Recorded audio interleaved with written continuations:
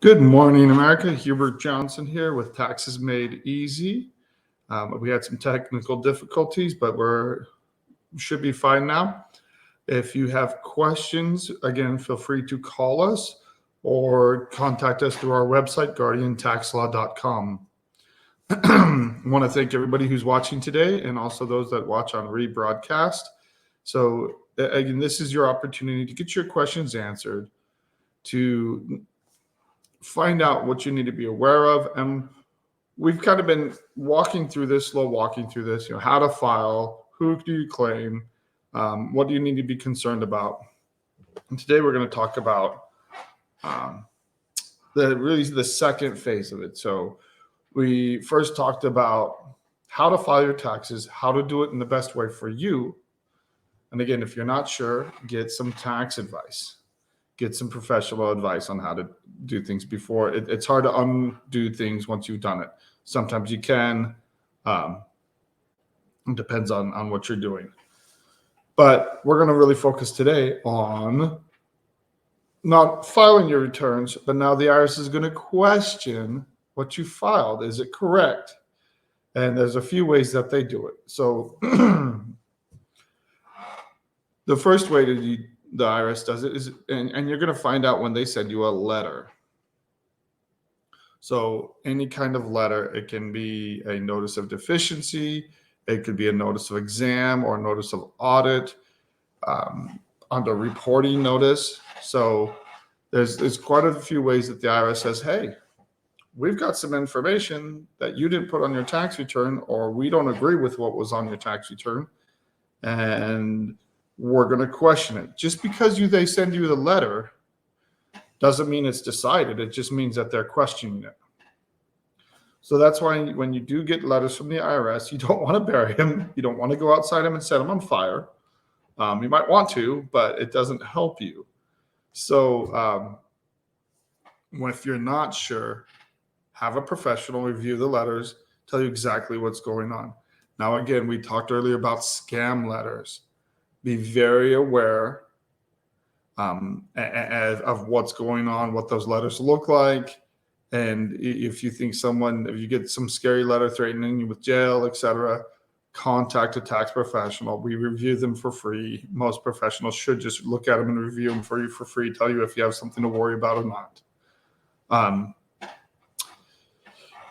So you get a letter in the mail. It's your opportunity to contest it. What happens if you ignore the letter? It's simple. You lose your rights. You lose your opportunity to go to the IRS and say, hey, I don't agree. No. You're thinking A, but this is what really happened. It's your opportunity to tell your side of the story and oftentimes get it settled in a favorable manner for you, or get some of the penalties and interest reduced if you engage with them. If you don't engage, they'll just proceed. They give you 30-day deadlines, you have this long to respond, this long to appeal to tax court, etc. And if you don't respond, you just lose your rights. You lose your opportunities to contest it. Now, there's usually two situations here. Situation one is where you just forgot something and the IRS is right. If the IRS is right and it's a valid assessment against you, you left something off your tax return, you forgot about that 401k distribution that you took. If you don't have a good way to contest it, it's best to move on and then look at collections. How do we deal with this? But it's always good to look at and evaluate, can you deal with this in the audit phase? It's always better to not owe than to have to deal with it in collections. There's often many great ways to resolve things in collections, and there's times where the audit's too nasty and they don't have the documents, and so we just take care of it in collections if they qualify. But if you can contest it in audit, I highly recommend that you do exactly that. So what happens if you miss the deadlines? Are you done? No, you're not done. You can always go in and ask for an audit reconsideration. The sooner you do that, the better. If they file a notice of deficiency against you, The longer you wait, the harder it gets. And when you do an audit reconsideration, it can take a year or more to get someone assigned to actually work the case. And it's not like you get to talk to somebody, and it's hard. It's not easy to get someone assigned for an audit reconsideration. We've done it plenty of times. It's not easy. It takes a long time because the IRS is very overwhelmed and they have a hard time getting to people timely. So as far as the audit reconsideration goes, that's where they will reopen it. An auditor will review what happened. You'll have an opportunity to submit documents. It'll all be mostly done by mail. And so it's not as good of an opportunity to get your voice heard as in the initial audit phase. It can be done. I mean, you can appeal an audit reconsideration, then you actually get to talk to someone. But again, we're talking years of time and effort to get to that point. So as far as responding to the audit, it's always best to do it quickly. And I'm going to kind of walk through the different kinds of audits. So the first one is called a notice of deficiency. On a notice of deficiency, we mentioned before that the IRS gets all this information: W-2s, 1099s, mortgage interest, student loan payment interest, because those are all tax deductions. And when you file your tax return, they want everything on your return to match everything that they have in their system. And as long as it matches, no problem.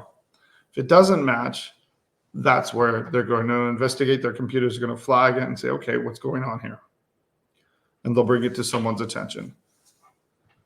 So as far as a notice of deficiency, it's just a pretty simple notice. And hey, you've left this off your tax return. You had this income. We show that it's reported. And so we're going to add it unless you contest this. And when they add that income, it obviously, in almost all cases, raises your taxes that were owed, and then you usually end up owing something. Now, is it always right? No, it's not always right. People issue 1099s. There's times where people have been issued a W-2 twice by the same employer. So if the income that was reported is not correct, this is your opportunity to go and get the information to correct it. Sometimes an employer might have to issue a corrected W-2, which they can do, an amended W-2. And then once you have that proof, you take that to the IRS and they will back off. They will show that it's been corrected. If it was, you might have been issued a 1099 and not known that you had any income. Classic story. Had this young couple come in. He was a plumber, hardworking guy, young guy making his way, learning a trade. Good for him. It's a good trade. Can do very well for himself as a plumber. But he had recently gotten married, and then he got this tax bill from the IRS for $13,000. And he was completely befuddled, confused. How did this happen? It's called gambling. And then hit this form, it was Bitcoin gambling or investing in Bitcoin. And this happens in the stock market as well. So he didn't know what he was doing. He took $1,000 and said, okay, I'll try this out. And like most people that are investing and don't know what they're doing and don't get educated on it, he eventually just lost his money. But he made quite a few trades on Bitcoin throughout the year. So the IRS got the income or gain every time he sold, but they didn't get the losses because that's not required to be reported. The IRS just wants the gains. They just want to know what they can tax somebody on.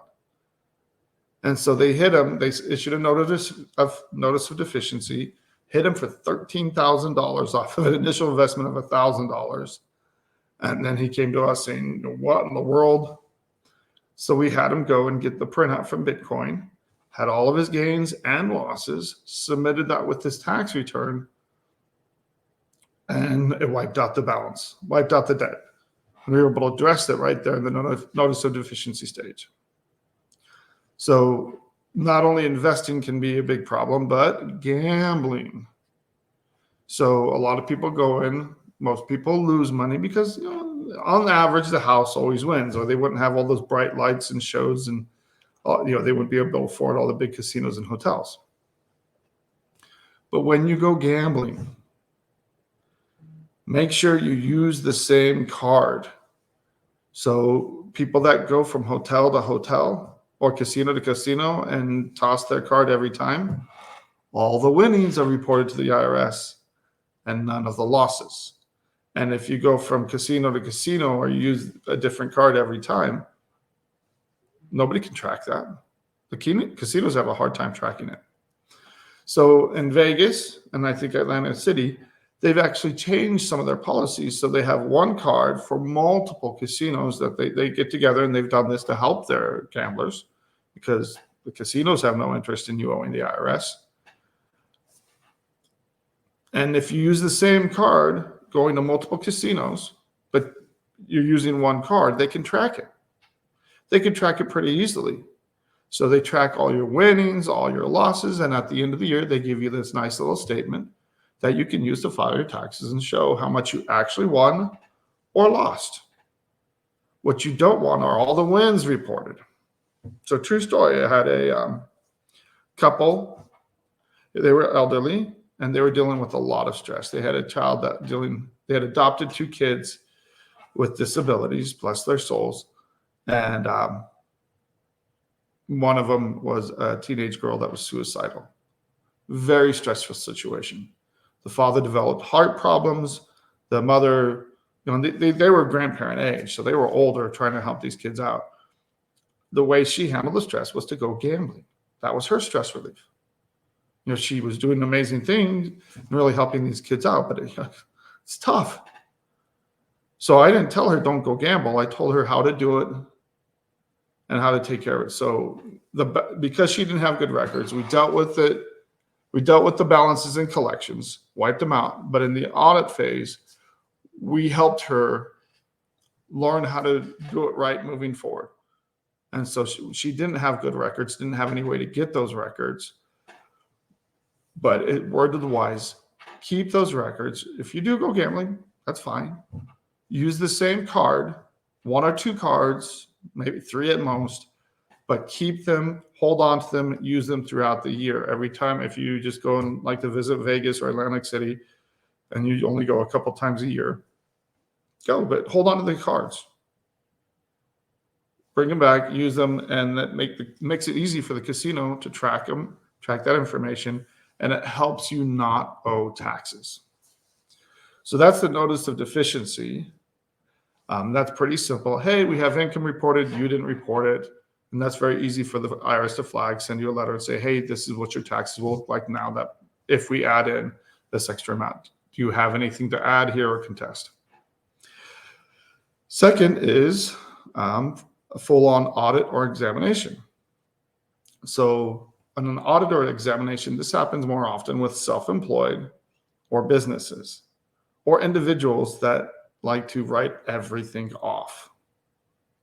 So this is where you get too aggressive writing things off, or the IRS just might question, and you might have enough red flags where it gets flagged for an audit. Doesn't mean the IRS is right. Doesn't mean that anything's wrong. It just means they're looking at your return. Every single year, so many audits are flagged automatically for review. And when that happens, if yours gets flagged, just know you're going to go in there and they're going to check all your expenses or most of your expenses and have questions for you that need to be answered. Number one thing, respond. So we're about to take another commercial break here. And number one thing is keep those receipts, keep track of it, have good bookkeeping. And that way, if you ever do end up with an audit or not notice of deficiency, you're prepared. We have people going to audits, they have all their stuff together and they're all set. So again, we're going to put on a quick pause as we go into a commercial break, and we'll be back in about 3 minutes.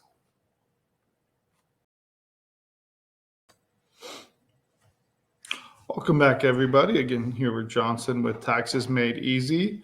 We're talking about fun audits and exams and notices of deficiency so that when the IRS questions what's on your tax return,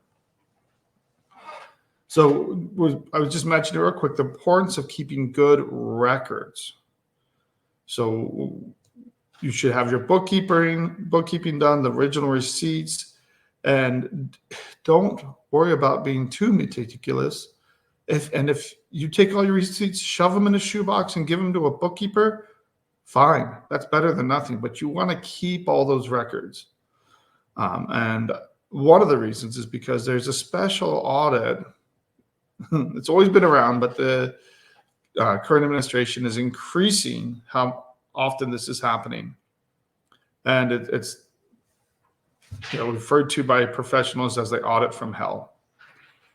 This is where they come in and they question everything. Doesn't matter if there's any reason to believe that it's right or wrong, but it's kind of a spot check where they just grab someone and then they're going to have them prove up everything on their tax return, every expense, every cost, every write-off, and have them justify everything on their tax return. It is very long. It is very difficult. And it takes a lot of time to deal with something like that. So that's kind of a worst case scenario. Doesn't mean you were doing anything wrong. Doesn't mean you were doing anything illegal. It just means the IRS has just put you under a microscope. And most audits, however, there's just a few flags, or usually a few reasons that pop up. You're claiming you're trying to write off too many things. You've had haven't reported an income for too long, and that's a very big issue here. So big warning here: if you report no income for too many years, the IRS can classify your business as a hobby. For example, someone's flying remote control airplanes on their free time. They don't get to deduct the cost of the airplanes, the radio equipment, everything to fly their airplanes because it doesn't produce profit. It's not even meant to produce profit. Now, if someone's doing that professionally and they're out there competing for money, et cetera, and that becomes their business, yes, they can write that stuff off. I mean, again, the definition of a business is very broad, but you have to show some kind of profit. Now, the first couple of years, IRS understands that most businesses are not going to show a profit. But by year 3, 4, 5, if you're not showing a profit yet, you're raising some red flags for the IRS to look at. So true case, had this gal who hired us to deal with this audit. We went in and did our level best. But she was dead set that she wasn't going to owe anything. She was going to come out of this audit with nary a scratch. So she had reported losses for 8 years. And the IRS just wanted her to show a profit. Say, look, if this thing isn't profitable, we can classify it as a hobby, and then you don't get credit for any of the expenses. That's a good way to kill a business. If you can't write off any of the expenses, it becomes again, then you can't. Most people can't afford to continue with the business unless it's truly a hobby and it's side money. I'm doing this for fun. So in her case, she was told she had to show some kind of profit because it's been too long. So she brought in her next Schedule C, her profit and loss statement, zeroed out to the penny. Didn't want to even show a penny of profit. And the IRS just laughed at it. And I told her, look, this doesn't pass the smell test. This is ridiculous.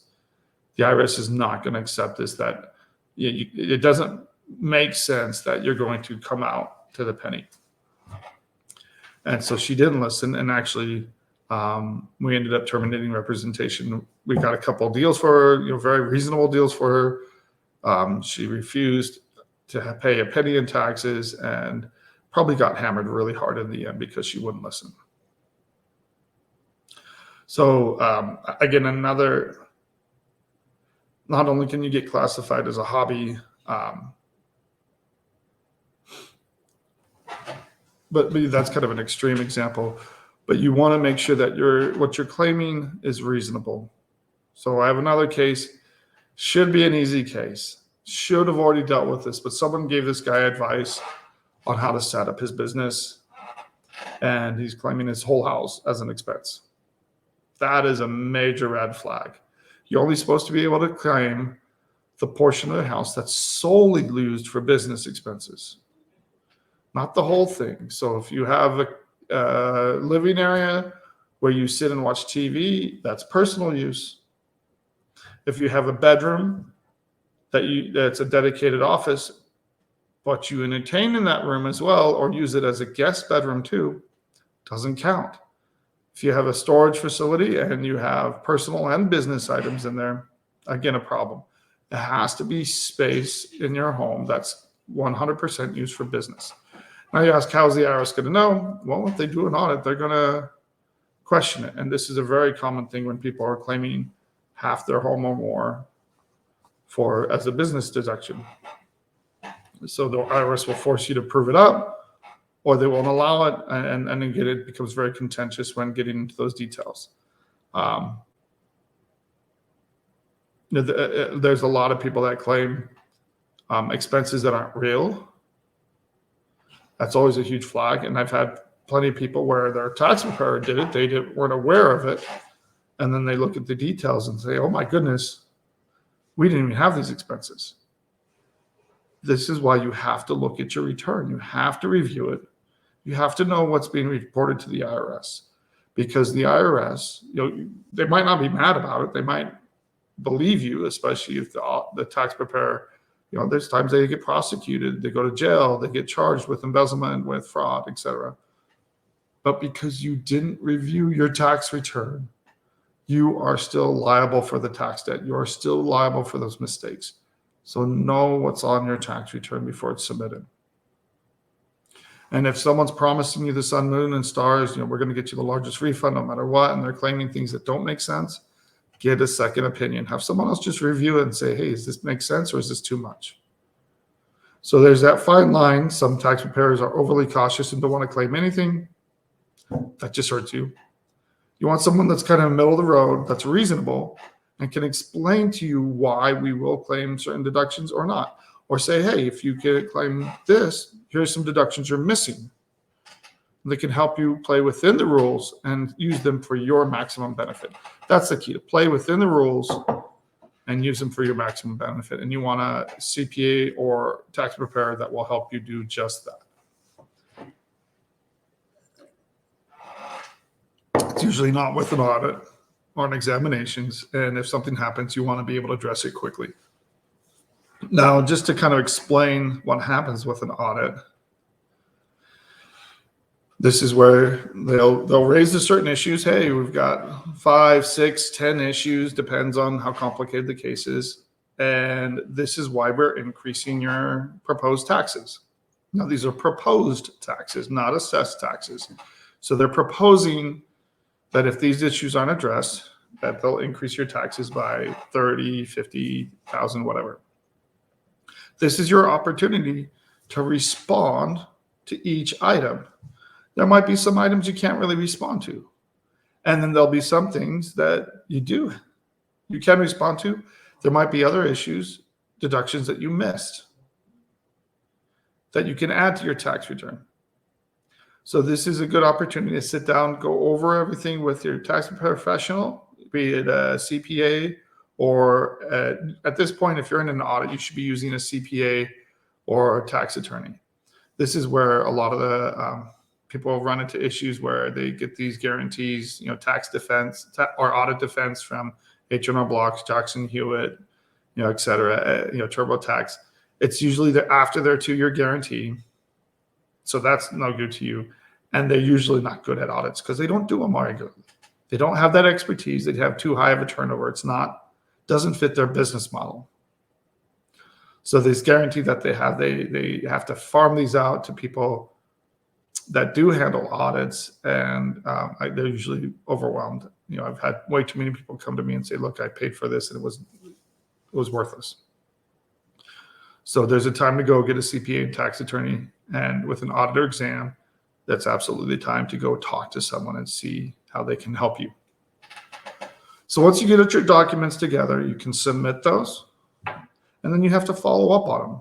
And you'll have an auditor assigned to your case in about half the cases. You'll have one person. Sometimes it's just a general audit, by mail. You get your documents, you send it back, they review it, they send it back to you. But usually you'll have someone assigned to the case, and then they'll have a manager. They used to do a lot more audits in person, but now with COVID, they've learned to work remotely. They're more overwhelmed, so they're doing most of these by mail. So this is, sometimes you're sending stacks of paper. Make it easy for the auditor. Tab it, make it clear, make it easy for them, because you want them to be on your side. You don't want them to feel like you're making it as difficult as possible. And just remember, they're just doing a job. They're punching a clock like anybody else. And if you help them resolve the audit, clarify these issues for them, even if it's in your favor, they're not trying to get the maximum penalty against you. They're just trying to get to the truth and get a reasonable result. There's a dirty little secret. What is a reasonable result? If they are not CPAs, most auditors are not CPAs. They don't have a CPA background. They have been trained on how to handle audits by the IRS, but oftentimes they don't want to dig into everything. They don't want to look through 200 pages. So sometimes when you produce all the documents that they want and some, and you organize it, you tabulate it, you say, you're showing you're putting your best foot forward, that you have everything put together, you have your records. And a lot of auditors will say, oh, okay, great. This person has their stuff together, and they're more likely to listen to you. If everything's haphazard, you send them a box of receipts, everything's a mess. They don't like that, because you just made their job 10 times harder. So a lot of times, if you've ever heard the term split the baby, if you don't know about, it's a biblical phrase from King Solomon when he offers to cut a baby in half. But if you're in a negotiation and things are getting messy, a lot of times you can just suggest, hey, can we meet in the middle here? That's fair. Here's some reasons why we should get some allowances. This is where the IRS, you're right on points A, B, and C, but D, E, and F, here's our proof we've provided to it. Can we just settle around here? You can absolutely wheel and deal within reason on an audit. And it makes it that much easier if you go in and you're prepared, you have the documents that they've requested. If you submit to them a giant stack of paper answering every question, say, here's everything. And especially if you have some issues that are hiding, that's a problem. So in this one case, that you don't want them digging in too closely, that's why you might want to go and make a deal.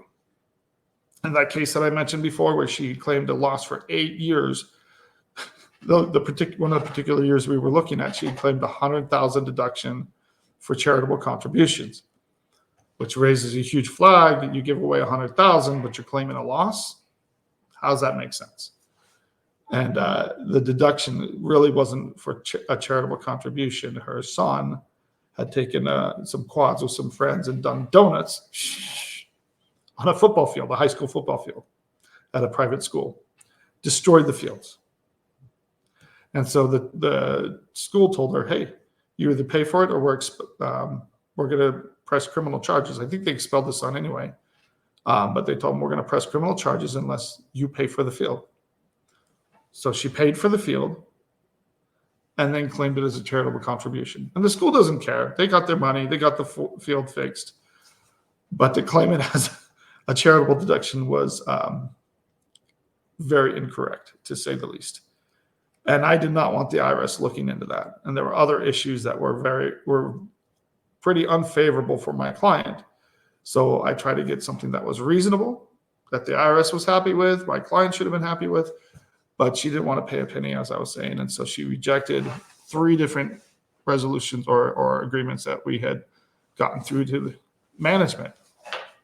So be reasonable, be a little flexible, and take a whole look at the picture.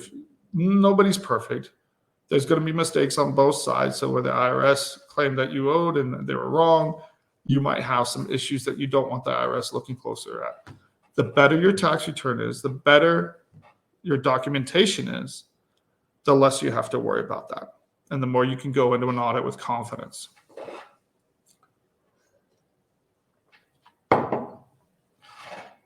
So that's pretty much audits and examinations. In a nutshell, it's important to respond.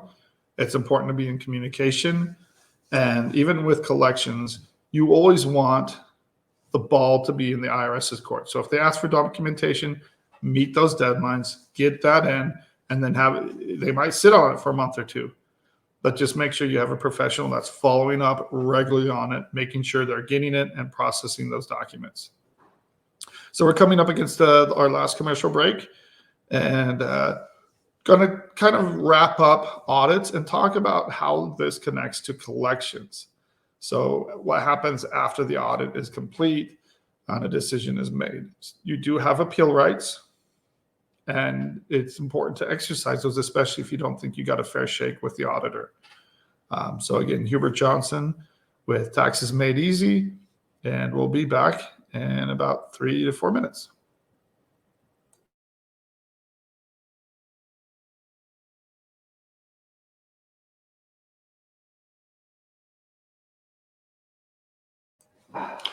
Welcome back, everybody. Hubert Johnson again here with Guardian Tax Law, talking about fun audits, notices of deficiencies, examinations, and so kind of talked about the audit, how you have to go back and forth. You have to send tons of paperwork to them to get it right.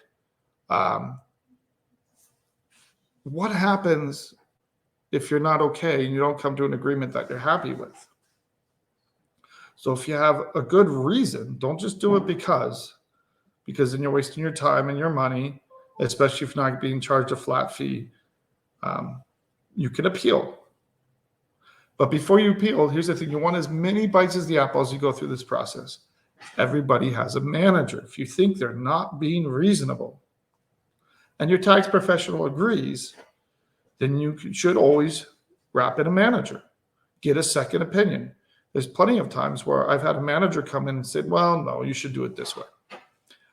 There's times the manager comes in and says, no, that's exactly how it should be done. But always get a second opinion. And I've had plenty of cases. I've gotten plenty of better resolutions by going to a manager and having them check, especially when they were a little confused, a little, being a little too aggressive. Again, the manager sees this thing. He just wants these cases wrapped up. He wants them resolved and off their desk. They have a giant workload that they're trying to work through. And that's really his goal, is to get these cases resolved and off his desk in a quick and efficient manner. So don't hesitate to ask for a manager if you think something's wrong or you don't think you're getting a fair shake, or you just want a second opinion. Now do it in a polite and respectful manner, because the last thing you want to do is to burn bridges with your auditor and have him come back, a little mad and frustrated with you. Just a little word to the wise, that if you get a correction, so if you correct someone and it does go to a manager, be a little more humble when it comes back. Nobody likes to have it shoved in their face that they were wrong. And so when I do take something to a manager and the manager corrects the employee,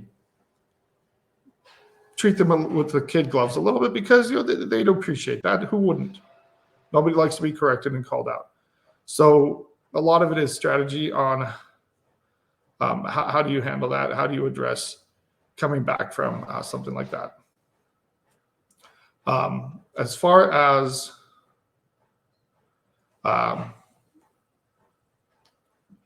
getting more bites at the apple, you can, if you file a timely response, you can always ask for an appeal and or take a case to tax court. If you go to tax court, it better be a big case, because it's costly. It is very expensive, usually 10, 20,000 or more just to go to tax court. This is where attorneys are preparing briefs, they're filing pleadings. This is don't do it frivolously. There are free legal tax clinics and I have seen situations where people filed for tax court when people wanted to go to tax court. I helped train at one location where they had a older tax attorney, and he volunteered there. He was he had a, not a cane, but where it had 4 legs. He had one of those that to get around. He was very elderly, but his frame of mind was like, okay, you want to go to tax court? I'll file for tax court. But when he filed all the time for tax court, anybody that walked in and said, hey, I want to go to tax court, he didn't review the case, and he wasn't upfront about the clients about what made sense. It didn't cost him anything because this is a free legal clinic. But here's the scary thing.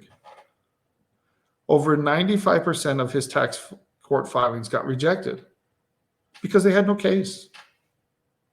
And it might even be higher than 95%. I'm being a little generous with the numbers.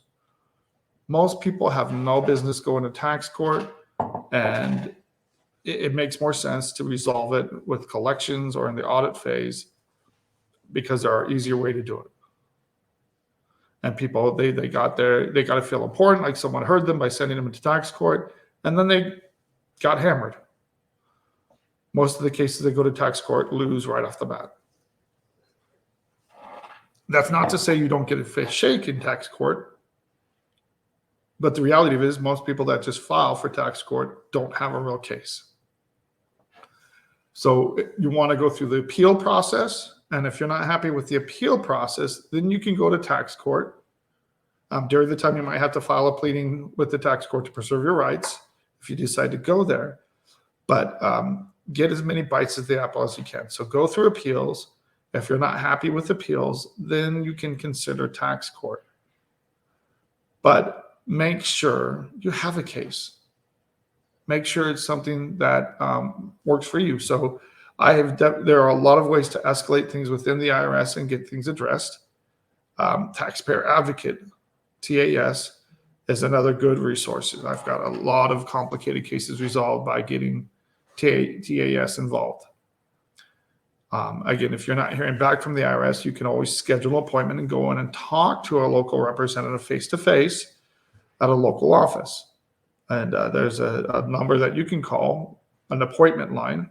So if you walk into any IRS office and say, hey, I want to make an appointment, they'll give you a number to call. You call, and it might be a few weeks out, but it gives you an opportunity to sit down and have someone review your case with you and tell you what needs to be done moving forward. I've done that plenty of times with clients, because when the IRS representative is talking to them, a lot of it's Greek and goes over their head.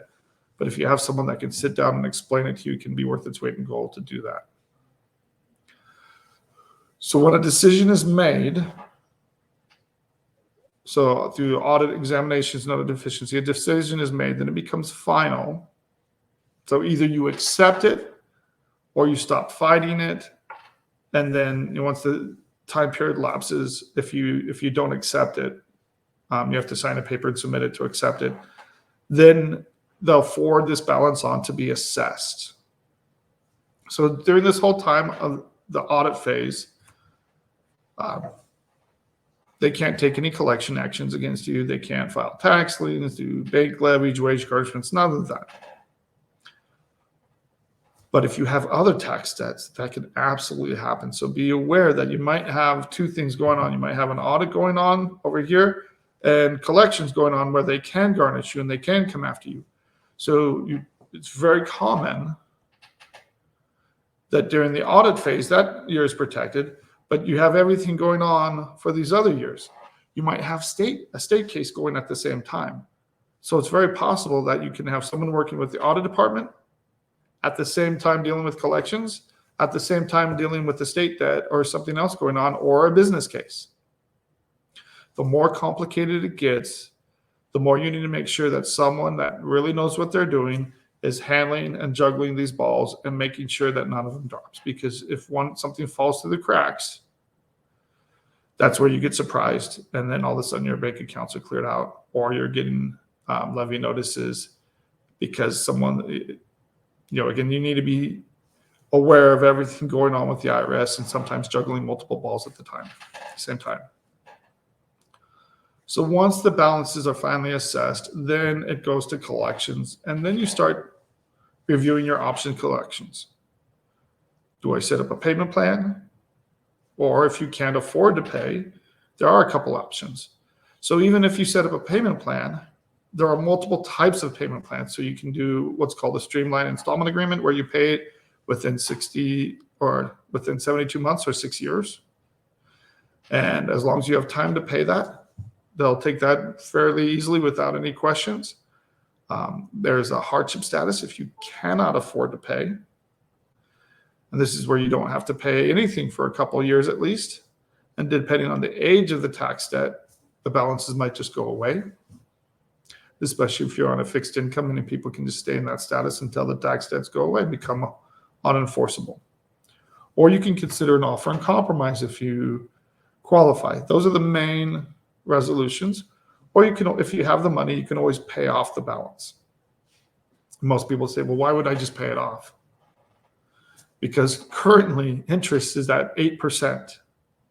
And that doesn't include the failure to pay penalties, the failure to file penalties, and failure to make estimated tax payments. I mean, there's a lot of penalties and interest that get added to it. And so ongoing interest and penalties alone, it might convinces a lot of people to either pay it down as much as possible or to pay it off. And interest rates, they're talking about lowering them again. I'll believe it when I actually see it. Personally, I think they're probably going to go up some more before they even consider coming down. It all depends on what happens with the economy, which is very much up in the air. So once a tax that is assessed or is going to be assessed, and even before that, I would sit down. Well, I sit down and I go over someone's options with them in the beginning. Sometimes we don't know what they're going to qualify or what makes sense because we don't know how much they're going to owe. But once all your tax debts are assessed and in one basket, then you should absolutely know, and you can even kind of project in the future what is the best resolution for you. And you should look at all the options. Sometimes it's easy to eliminate some of the options. If someone has, $200,000 in the bank account, an offer is probably not going to work. A non-collectible status probably isn't going to work.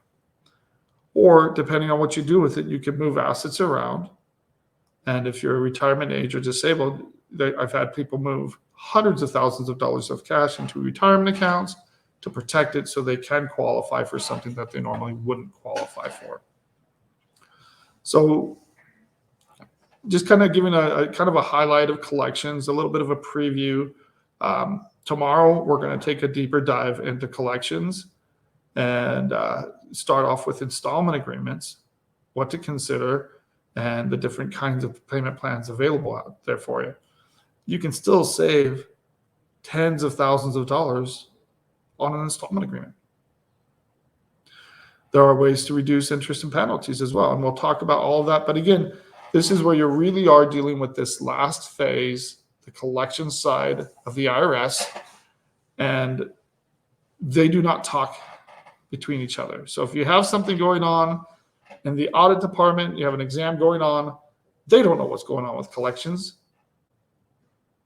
And oftentimes, this is something I forgot to mention,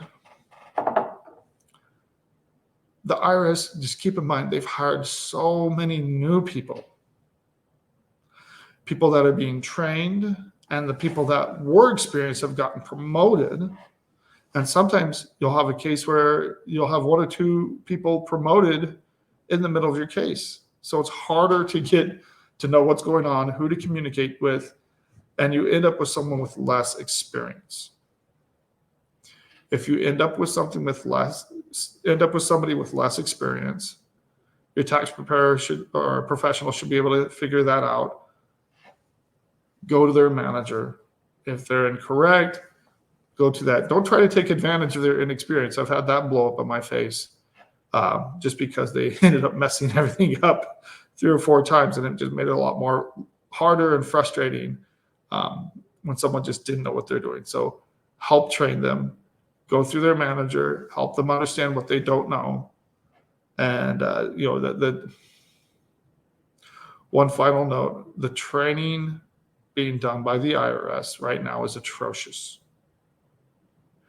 They are training, and again, I've never seen this before.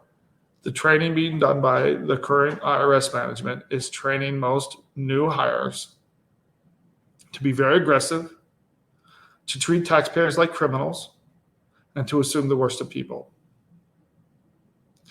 I had a sit-down meeting with the revenue officer. She was new, but I told her, hey, this should be easy. We're just trying to figure out what's going on, make sure we can abate any interest and penalties, and then my client wanted to pay it in full. Pretty easy, right?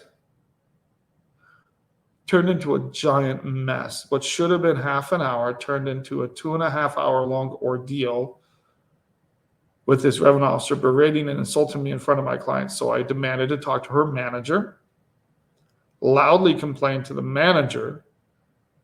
But when the manager came in, I explained the situation and say, hey, this is what we want to do. This is how we want to move forward. There's no reason we can't resolve this today. And the manager agreed. And I was able to get it done in that conversation. And at the end, I spoke to the manager, another manager who was her direct supervisor afterwards, and I could have filed a formal complaint against her. I said, I know she's new, she's learning, so I'm not going to file this complaint against her, but I will be working with her again, and I have worked with her since, and I expect her to be more professional. And the manager agreed. Don't be surprised if you get someone that's new and that thinks they need to be a bulldog and come out the gate. And if someone starts acting in an unprofessional manner, call them out on it. Don't tolerate it. You don't have to. You have rights and options when dealing with the IRS. And this is true in the audit phase, collections phase, anytime you're dealing with them. Some of these newer employees, they're getting trained to act in very unprofessional ways. The senior management understand this and will correct this. If this goes on too long, who knows what's going to happen. But that's the current situation. So protect yourself. How do you protect yourself? Have someone that knows your rights and will stand up for them. Review your tax returns. Make sure you know what's being submitted in your name. Keep good records. If you're out gambling, if you're out, doing something that might be termed to be a hobby, etc., keep good records, especially if you have a business, especially if you're self-employed.